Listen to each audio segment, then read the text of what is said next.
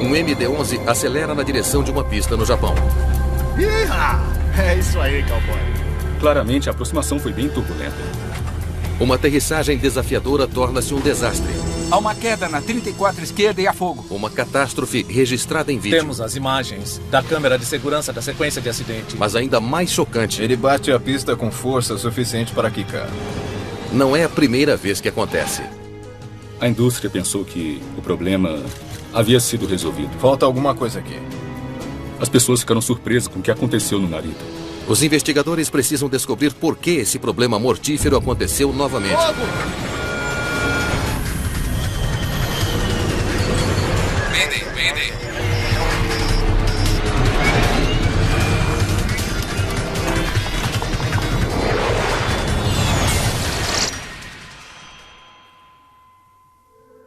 Essa história é baseada em relatos oficiais e depoimentos de testemunhas.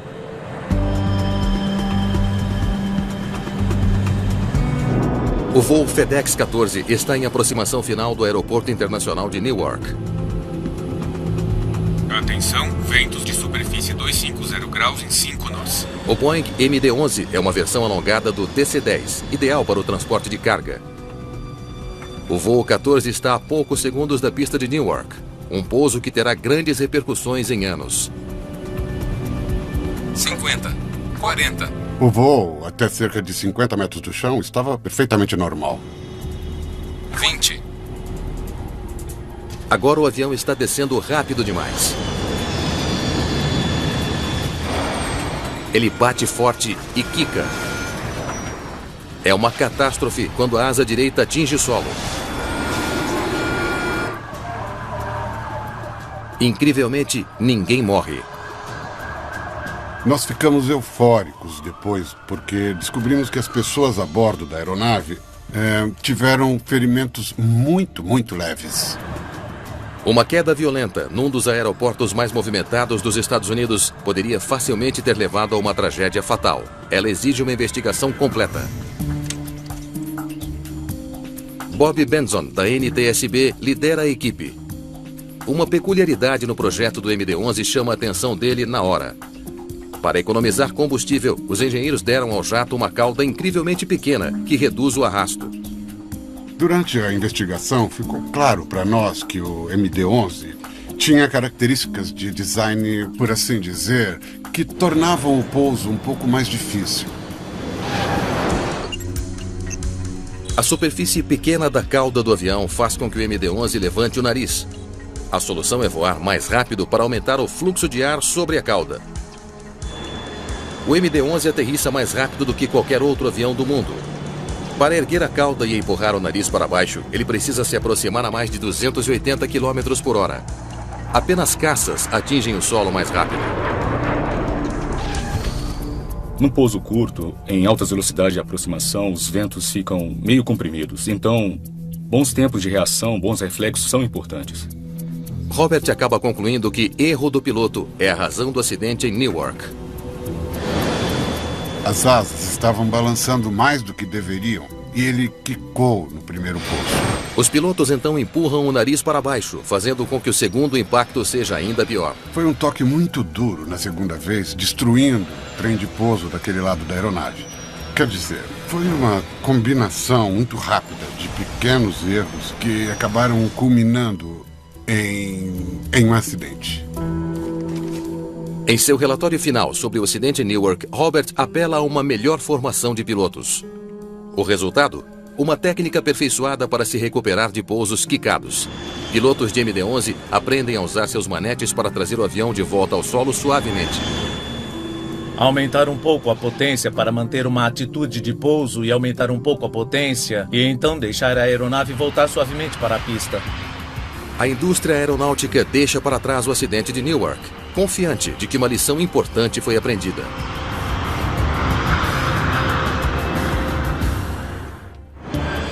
Quase 12 anos depois, Nippon Cargo 37, pista 34 esquerda, livre para pousar. o MD-11 ainda é uma ferramenta popular para o transporte de cargas.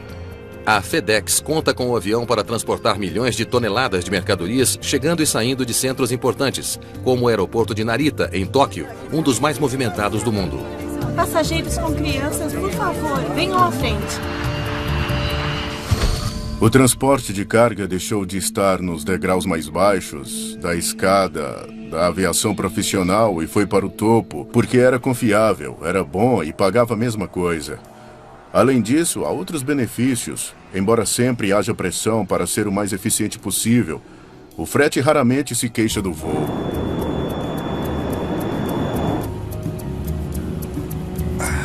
Torre de Narita, FedEx 80, 20 quilômetros até a 34 à esquerda. Com 54 anos, Kevin Mosley é o comandante do voo 80 da FedEx. O seu primeiro oficial é Anthony Pino, de 49 anos. Os dois pilotos veteranos estão em segundo na fila para pousar em Narita. FedEx 80, Torre de Narita, pista 34 esquerda, continue. FedEx 80, entendido. Dentro desses últimos 300 e poucos quilômetros antes de pousar, um piloto começaria a pensar nas condições, voltaria a checar o clima e começaria a prestar atenção ao tráfego à sua volta. Depois de um voo noturno de Guangzhou, na China, eles estão a menos de 10 minutos de pousar na pista principal de Narita. Hoje, o primeiro oficial Pino está pilotando o avião, enquanto o comandante monitora os instrumentos. Muito bem, vamos começar o cheque pré-pouso. Está na mão. Luzes de pouso ligadas. FedEx 80, o vento de superfície é de 320 a 28 nós. A 7 minutos do pouso, o controlador dá à tripulação uma atualização sobre as condições do vento na pista. Tá certo, entendido. Os pilotos estão no meio de sua aproximação, um momento crucial em qualquer voo. Eles devem realizar dezenas de passos para perder altitude e diminuir cerca de 645 km por hora de velocidade antes de pousar. É uma hora muito movimentada no cockpit. O piloto tem 1 milhão de coisas passando pela sua cabeça. Seu olhar está em todo lugar, certificando-se de que o pouso proposto está indo bem. Neste voo, os pilotos têm um desafio adicional: lidar com ventos fortes. Quer mudar a velocidade de pouso? Vamos adicionar 10 nós. Faça 164 nós. Eles precisam entrar mais rápido do que o habitual para combater as rajadas de vento. Se você tem rajadas, então tem que calcular como elas vão afetar e mudar as características de sustentação do avião, bem como a velocidade do avião. Trem de pouso. Trem baixado. 4 verdes. 500. É isso aí. Livre para pousar na 34 à esquerda. Estável. Nossa. Você está realmente trabalhando com muitas rajadas, se é o piloto que está no comando num dia ventoso. O avião desce a 4 metros por segundo. 50, 40, 30. Ele estará no solo em menos de 5 segundos. 20.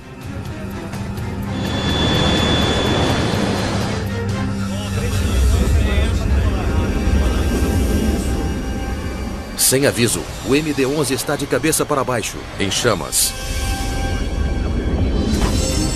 Houve uma queda na 34 esquerda e a fogo. Brigadas de incêndio correm para a pista, onde um incêndio enorme tomou conta da cabine do voo 80 da FedEx. É o maior desastre aéreo que o aeroporto de Tóquio já viu. Controladores de tráfego aéreo devem agora redirecionar os voos que chegam para longe dos destroços em chamas. Leva quase meia hora para os bombeiros apagarem as chamas que cercam o cockpit. No momento em que as equipes conseguem acessá-lo, é tarde demais para os pilotos. 2 pessoas estão mortas e outro MD-11 está queimando ao lado de uma pista. A primeira coisa que notei quando cheguei ao local do acidente foi que as peças do avião estavam espalhadas por uma área enorme. Este é o primeiro acidente fatal nos 31 anos de história do aeroporto de Narita. Masaru Shiba, do Comitê de Segurança dos Transportes do Japão, assume o comando da investigação. Quando vimos o local do acidente, mais da metade da aeronave tinha sido completamente queimada. Então, de início, eu não conseguia decidir onde deveríamos começar a investigação. O mundo da aviação precisa saber por que o pouso deste MD-11 deu tão errado. As lições de Newark foram esquecidas? Vamos checar, então. Ou este é um problema inteiramente novo?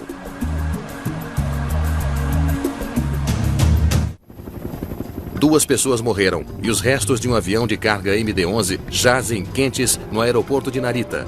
Os investigadores examinam a pista em busca de indícios que possam revelar como esse pouso deu tão errado.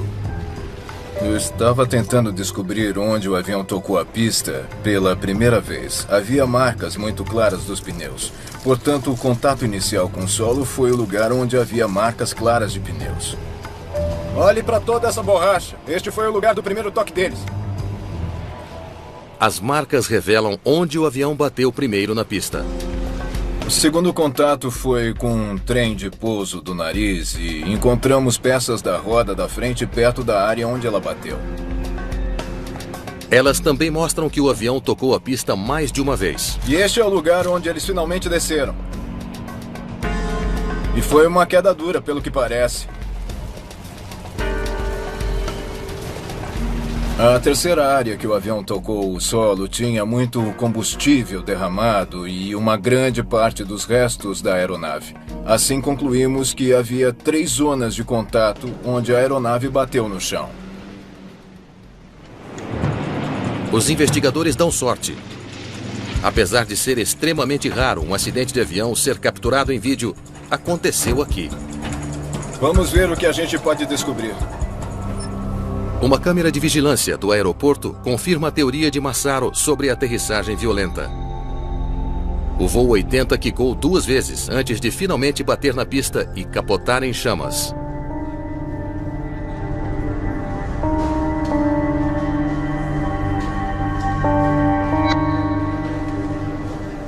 Também vi as imagens das câmeras de vigilância. Eu estava convencido de que a aeronave bateu 3 vezes. Eu nunca vi um acidente tão terrível antes. As semelhanças entre este acidente e a queda do voo 14 em Newark são muito perturbadoras. Os investigadores são pressionados para descobrir exatamente quem ou o que é o culpado desta vez. Fazia 10 anos desde o último acidente envolvendo um MD-11 e quando aconteceu no Narita, ficou claro que o problema desses tipos de acidentes com MD-11 não tinham sido resolvidos. Os investigadores entrevistam os controladores da torre para saber mais sobre os momentos que antecederam o acidente. Eles ouvem que pilotos que pousaram antes do voo 80 relataram condições de muita turbulência na aproximação para a pista.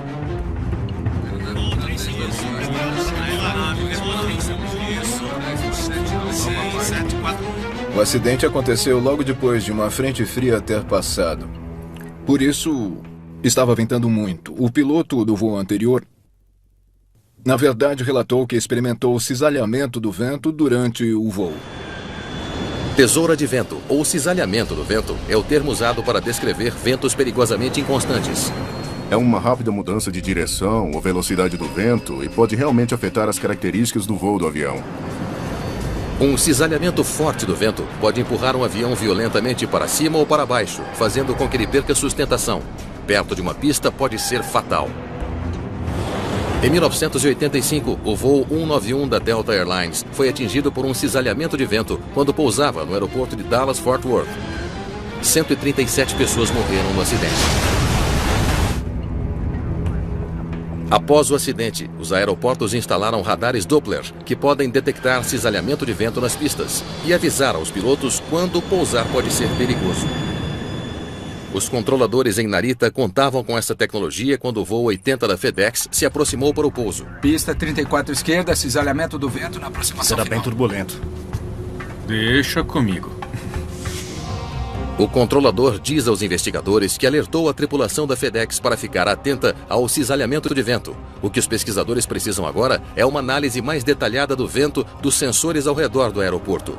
Mas a coleta dos dados vai levar algum tempo. Eles terão de esperar para descobrir o quão perigosas eram as condições de vento durante o pouso fatal do voo 80.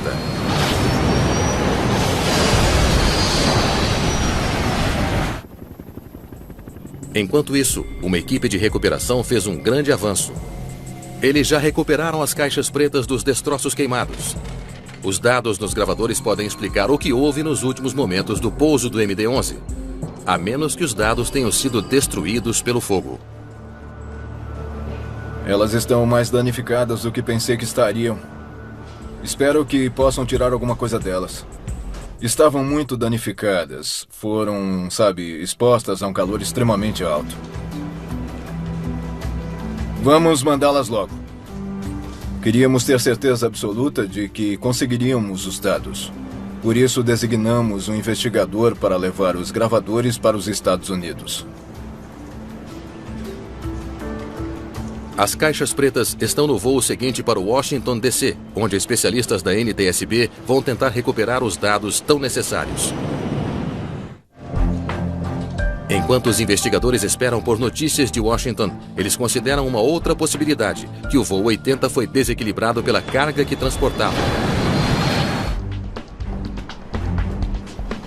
E se a carga se deslocou no último minuto? Há várias coisas que podem afetar a aeronave de carga durante as decolagens e pousos. Uma das coisas que os pilotos sempre temem é a movimentação de carga. O voo 80 estava transportando mais de 50 toneladas de carga, encomendas da FedEx grandes e pequenas. O carregamento de carga é uma ciência exata de distribuir o peso de forma que não desequilibre a aeronave. E isso vale especialmente para o já temperamental MD-11. Os elementos de fixação que prendem a carga no lugar sobreviveram ao fogo. Não há evidências de que falharam. Eles parecem bem. Vamos verificar os outros. Tanto quanto pude dizer, a partir dos restos da carga, mas não havia nenhuma evidência de deslocamento de carga, tanto para a parte da frente do avião ou para a parte de trás do avião. Mas se a carga não se deslocou, o que fez o voo 80 cair na aterrissagem matando os dois pilotos? Masaru Shiba estuda os registros do radar Doppler das velocidades do vento na pista 34. Qualquer sinal de tesouro ou cisalhamento do vento nos momentos anteriores ao acidente poderia ser a pista que ele estava esperando. Mas é outro beco sem saída. Não havia cisalhamento do vento na pista 34 esquerda quando estavam pousando. Depois de examinar os dados sobre as correntes de ar antes e depois do acidente, parecia muito improvável que cisalhamento do vento pode ter causado esse acidente. Enquanto os investigadores no Japão procuram uma pista concreta, há notícias melhores vindas de Washington. Técnicos da NTSB recuperaram os sons captados no cockpit do voo 80 pelo gravador de voz danificado. Eles também esperam recuperar em breve os dados de voo. Gravadores de voo são instrumentos muito robustos. Eles são projetados para suportar uma quantidade incrível de força G e calor. Ah, Sr. Micentic. Bem-vindo a bordo. Prazer em conhecer o senhor. Meu nome é Masaru Shiba. Já que o avião é americano, Paul Micentic, do Conselho Nacional de Segurança dos Transportes, se junta à equipe no Japão. Tínhamos a experiência que poderia contribuir para a investigação japonesa com respeito aos procedimentos, sob que tipo de regulamentação a tripulação estava voando, e nós poderíamos realizar grande parte das atividades investigativas de acompanhamento aqui nos Estados Unidos, que é o que fizemos. Muito bem, por aqui, por favor. A gravação do voo 80 agora está nas mãos dos investigadores. Mas será que revelará a eles por que os pilotos não conseguiram pôr o avião no chão em segurança? Vamos ouvir toda a aproximação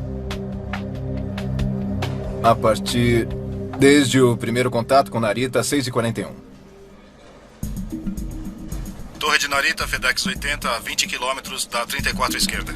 FedEx 80, Torre de Narita, pista 34 esquerda, continue a aproximação. FedEx 80, entendido.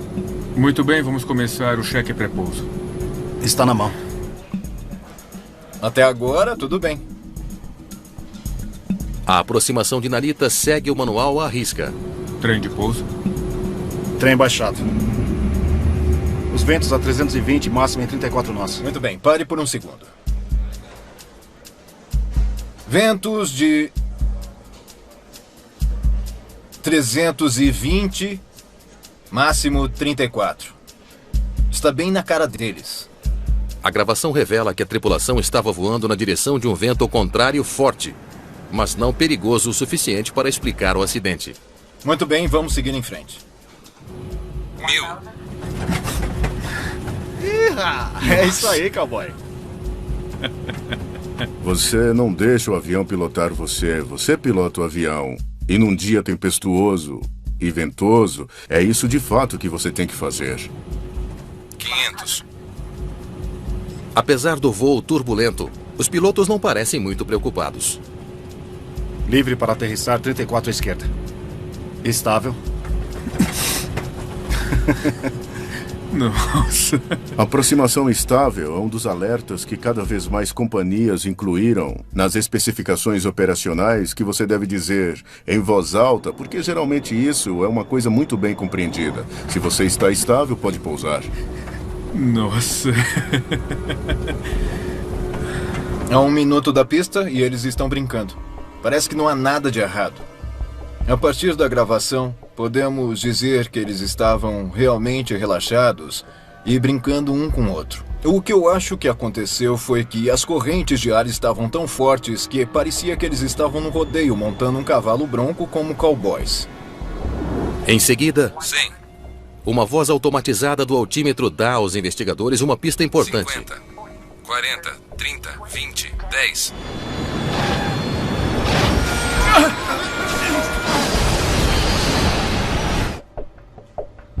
Essa última parte de novo, por favor. 50. 40. 30. 20. 10. Ele deve desacelerar. 50, 40, 30, 20, 10. Um piloto, ao fazer uma aproximação, pode julgar a sua taxa de descida pela cadência dos alertas. Normalmente você vai ter uma centena de pés, 50, 30, e quando chegar a 10, vai desacelerar 20, até um pouco mais. 10. Se o alerta é dado muito rapidamente, você está descendo rápido demais. 100. A gravação diz aos investigadores que a velocidade de descida do avião não diminuiu quando deveria. Mas em vez disso, continuou caindo muito rapidamente. Isso explica o pouso duro. Mas não o acidente. Outra questão crítica permanece. Por que os pilotos não diminuíram a rapidez da descida? Até que possam responder a essa pergunta, os investigadores não saberão a história completa por trás da queda do voo 80 da FedEx.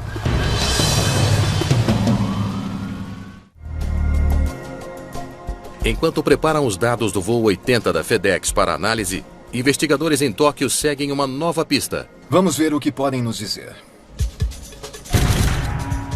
Uma segunda câmera de segurança capturou uma série de fotografias durante o pouso mortífero. A câmera foi configurada para gravar 4 imagens por segundo. Com sorte, uma delas pode revelar por que o pouso deu tão errado. Quando olhamos as fotos, dava para ver claramente como a aeronave entrou na pista. As fotos de vigilância foram mais úteis e precisas do que entrevistar centenas de testemunhas. A 9 metros do chão, parece que está reto e nivelado. Estável. Estável. 6 metros. E ainda estável. Você quer o avião apontando para a pista quando pousa e você quer as asas o mais nivelado possível. É isso que você quer fazer. Tudo parece bem.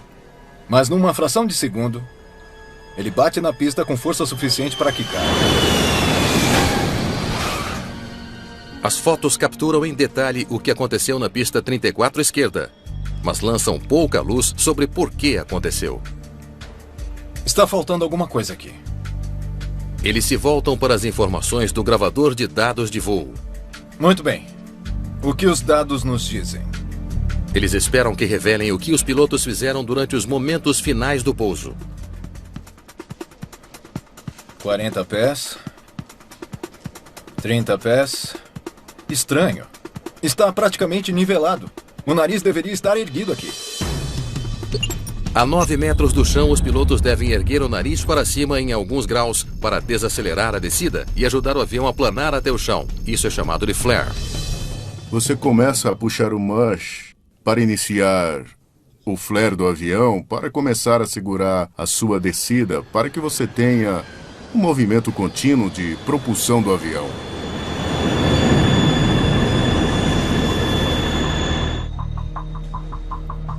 A 7,5 metros do chão, o piloto ainda não tinha feito isso. Ele começa o flare aqui. Mas há apenas 2 segundos do pouso. É tarde demais. Os pilotos finalmente começam o flare a 6 metros. Tão tarde que eles ainda estão levantando o nariz quando batem no chão. Isso explica porque estavam caindo tão rápido. Um flare no momento certo ajuda a garantir um pouso suave.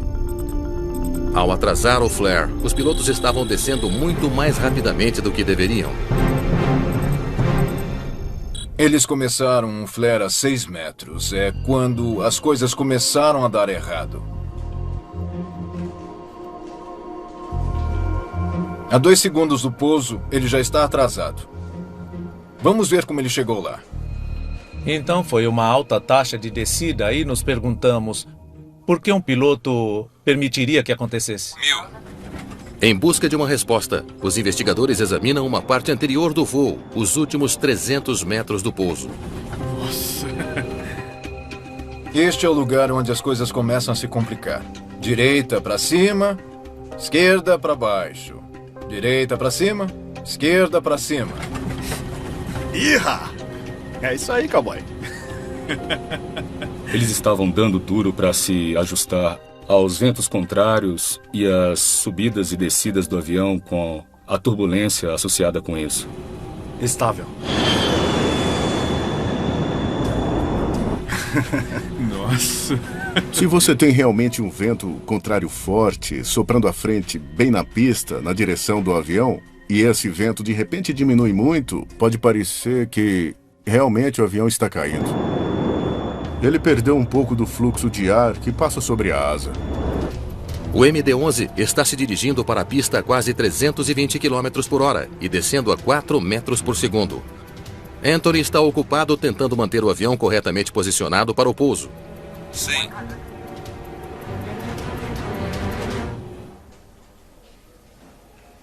E justo quando precisam de potência, os motores entram em marcha lenta. 50. A 150 metros, a situação fica muito pior. No MD-11, os motores de propulsão são projetados para entrar em marcha lenta automaticamente em 15 metros. O sistema funciona bem em voos tranquilos, mas desta vez a diminuição da potência faz com que o avião desça ainda mais rápido. A taxa de descida estava alta a 15 metros e eles precisavam de potência e não usaram. Por causa dos ventos fortes, Anthony deveria ter dado mais propulsão para possibilitar o pouso. 30. Anthony reage menos de um segundo mais tarde. 20. Ele puxa o nariz para cima para começar o flare. Mas o avião está caindo muito rápido.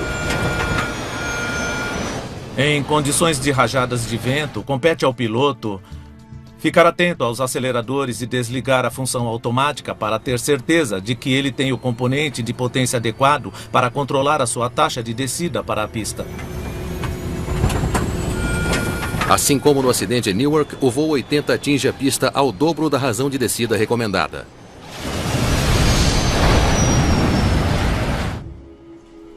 Ambos erraram flare. Ambos bateram na pista. Segue. Se um piloto está atrasado com o flare, como Isaac Newton diz, toda ação tem uma reação. Você vai bater na pista e vai quicar na pista. Isto é o que tem acontecido em vários desses MD-11, onde uma asa perde sustentação e a outra asa sobe e vira o avião ao contrário. Os investigadores do Japão descobrem que tanto Kevin como Anthony foram treinados para se recuperar quando um avião quica, conforme a recomendação de Bill após o acidente em Newark.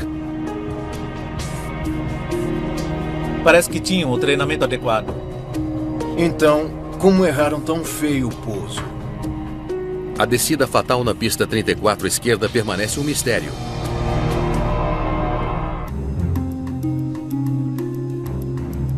Investigadores examinam a formação dos 2 pilotos que morreram no voo 80 da FedEx. A FedEx não contrata um monte de gente nova nesse ramo. Eles não são contratados. Antes de trabalhar para a FedEx, Kevin Mosley pilotou o F-4S para os fuzileiros americanos. Apenas os melhores pilotos são escolhidos para o trabalho. Como um piloto civil, ele tinha voado mais de 8.000 horas. Mas o comandante Mosley tinha voltado a voar apenas recentemente. Licença médica.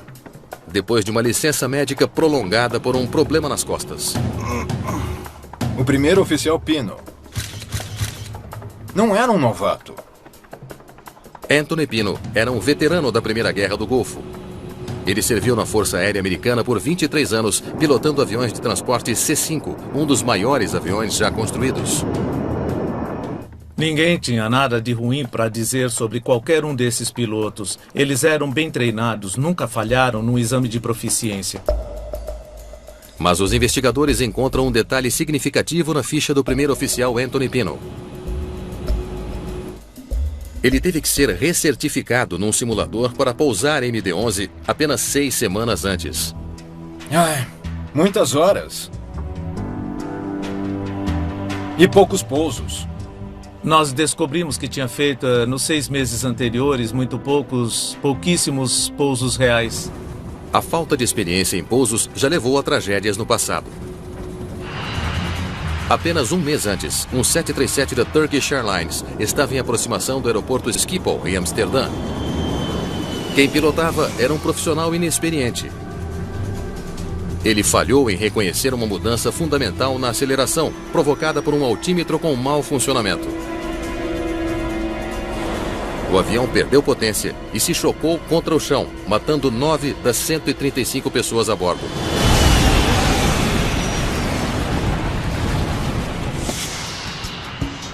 Com a FedEx, Anthony geralmente voava como segundo piloto, assumindo os controles apenas no meio de voos de longo curso. É um papel que exige poucos pousos.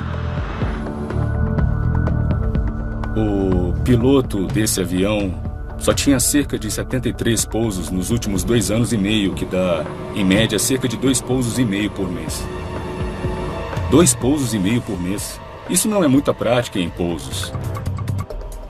O primeiro salto lança o avião de volta ao ar. Ele fica a 3 metros do chão e traz o nariz para baixo. Ele bate no chão pela segunda vez aqui. Ele continua a empurrar seus controles para frente, empurrando o nariz para baixo. Ele está piorando as coisas aqui. O segundo salto faz com que suba uns 5 metros no ar e o terceiro toque é letal.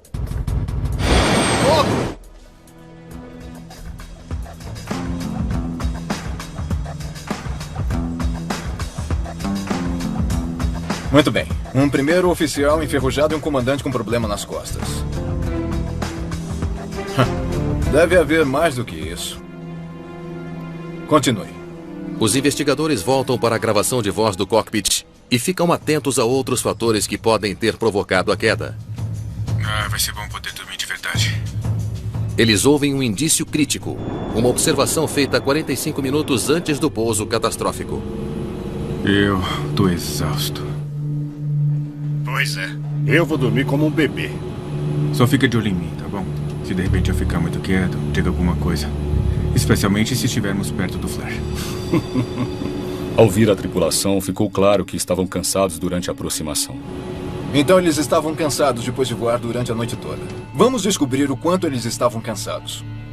Pesquisas mostraram que a fadiga pode diminuir o desempenho de forma semelhante à intoxicação alcoólica. Os investigadores descobrem que nos últimos 10 dias, os 2 homens voaram 38 horas e meia, viajaram cerca de 16 mil quilômetros e cruzaram 8 fusos horários.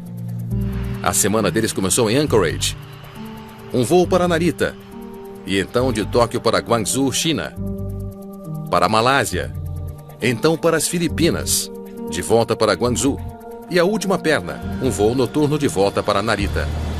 Já fez um voo de longo curso e agora está chegando em algum lugar? às 8 horas da manhã, mas para o seu corpo parece 8 horas da noite. Então, quanto tempo de sono eles tiveram entre os voos? Geralmente podemos montar uma linha do tempo que nos dá uma ideia melhor de quantos pilotos puderam dormir entre os voos e quais eram os itinerários deles. Os investigadores descobrem o que podem sobre as atividades dos dois pilotos nos dias que antecederam o acidente. Eles estudam os seus acessos de computador, fazem contato com amigos e familiares e entrevistam funcionários dos hotéis sobre as suas idas e vindas. As coisas mais importantes que queremos saber é quando os pilotos estavam acordados, quando estavam trabalhando, quando estavam dormindo e o tipo de atividades em geral que estavam envolvidos. Eles ainda examinam recibos e informações de chaves eletrônicas de hotéis para ajudar a pintar um quadro detalhado de quando os pilotos estariam dormindo. Bill descobre que, nas últimas 24 horas, o Capitão Mosley não teve mais de 4 horas e 38 minutos de sono contínuo. O primeiro oficial, Pino, provavelmente teve ainda menos, apenas 3 horas e 17 minutos. Você gostaria que os pilotos tivessem umas 8 horas de sono de forma consolidada por noite. Assim estariam totalmente descansados e teriam o desempenho ideal. Nenhum deles sequer chegou perto de 8 horas contínuas. Segundo os regulamentos, havia tempo suficiente de descanso programado no itinerário deles, mas as companhias aéreas não podem ditar como os pilotos usam esse tempo, nem forçar os seus pilotos para dormir. Vai ser bom dormir de verdade. Eu tô exausto. Pois é, eu vou dormir como um bebê. Mas eles não estavam plenamente funcionais.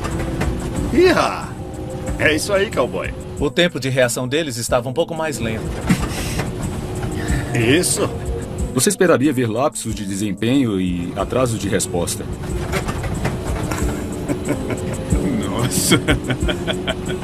É uma fadiga mental que se estabelece e essa é a parte insidiosa. Você sabe muito mais rápido quando o seu corpo está cansado do que quando a sua mente está cansada. 50, 40, 30, 20. A diferença entre o momento em que Anthony deveria ter realizado o flare e quando ele realmente o fez é minúscula. Ele o fez com 0,7 segundo de atraso. Essa fração de segundo custou aos dois homens as suas vidas. Maior tempo de reação é um tipo de déficit de desempenho associado à fadiga. Então, poderia explicar o flare tardio do piloto. Mas pousos quicados são comuns na aviação comercial e raramente causam um acidente. Na verdade, o avião da FedEx quicou em 2 dos seus 60 pousos anteriores. Uma aeronave quicar é algo que acontece com frequência. Quicar não é raro, mas mesmo assim não costuma causar um acidente com incêndio. Então por que esse pouso quicado foi tão mortífero? Embora pareça que a fadiga pode muito bem ter sido um fator, os investigadores suspeitam que há mais nessa história. Fogo! Oh, Deus! Pode executar todos juntos agora? A equipe de investigação combina a sequência de imagens estáticas capturadas na pista para criar um retrato revelador do pouso mortífero do voo 80. Isso leva Masaru Shiba a uma conclusão chocante sobre os pilotos da FedEx. Parece que eles ignoraram o que lhes foi ensinado sobre a recuperação ao quicar.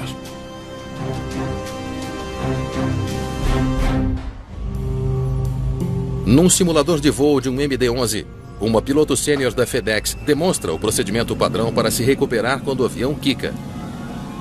Erguer o nariz do avião em 7,5 graus e aumentar a propulsão. Vamos começar? Eu acho que a maioria dos pilotos desse nível são hábeis o suficiente para lidar com isso de maneira eficaz.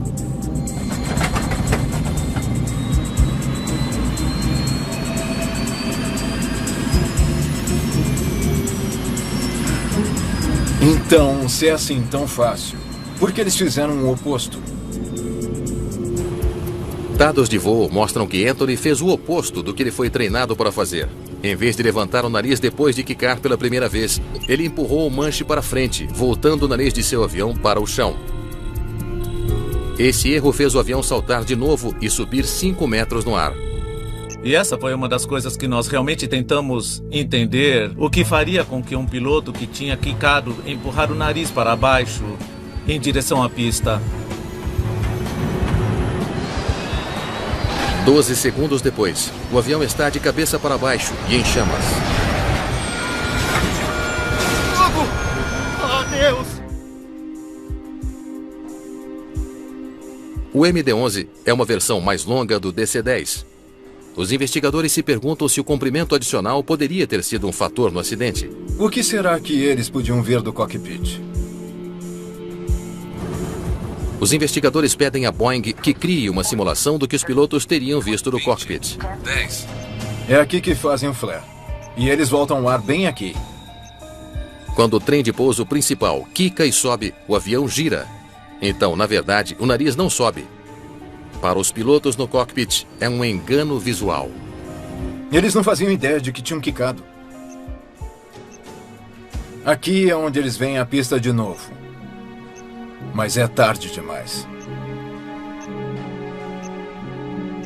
Você tem uma extensão mais longa do avião à frente das rodas, então pode ter uma falsa sensação de onde está em relação ao solo, porque esses jatos pousam com o nariz para cima. A descoberta ajuda a explicar por que Anthony empurrou seu manche para frente. Ele provavelmente acreditava que o seu trem de pouso principal estava no chão. Você quer baixar o nariz o mais rápido possível, porque você quer o avião firmemente plantado no chão. Essa aproximação quase desafiadora, relativamente normal, ela se transformou rapidamente em uma situação desastrosa num curto espaço de tempo. Não houve realmente uma conclusão definitiva sobre o que causou o acidente. Na maioria dos casos, é um efeito cumulativo de uma série de fatores. Sim. Os investigadores agora acreditam que um piloto sofrendo de fadiga e lutando contra ventos fortes 40. fez o flare de seu avião uma fração de segundo tarde demais, trazendo-o para a pista muito rápido. O corpo mais alongado do MD-11 impediu que o piloto percebesse que tinha feito um pouso quicado, levando-o a cometer o erro fatal de empurrar o nariz do avião para baixo.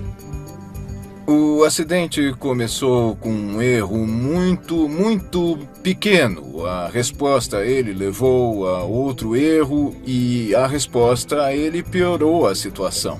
Foi um efeito bola de neve, sabe? A situação ficou cada vez pior, mais ou menos como o efeito dominó. Na sequência do acidente, os investigadores fazem várias recomendações importantes para evitar uma catástrofe semelhante. Eles sugerem que os fabricantes instalem uma luz no cockpit do MD-11 para informar aos pilotos se as rodas tocaram o solo. Nós aprendemos que em aviões mais longos é muito difícil saber se o avião está quicando ou não. Então eles instalaram um sistema para permitir que os pilotos saibam se o avião quicou. Eles também recomendam que os pilotos estejam prontos para desligar a propulsão automática para manter a velocidade durante toda a aproximação. Se os propulsores não estão fazendo o que você quer, ou se você quer que façam outra coisa, a sua mão está ali para aplicar qualquer propulsão necessária. E o mais importante, eles recomendam que pilotos sejam treinados para fazer outra aproximação no caso de um pouso quicado. Estamos mudando cada vez mais a nossa mentalidade para vamos dar a volta e tentar pousar de novo. Não vamos nos arriscar. No entanto, é trágico que foi necessário perder uma aeronave e, mais importante ainda, perder uma tripulação para se chegar a esse tipo de conclusão.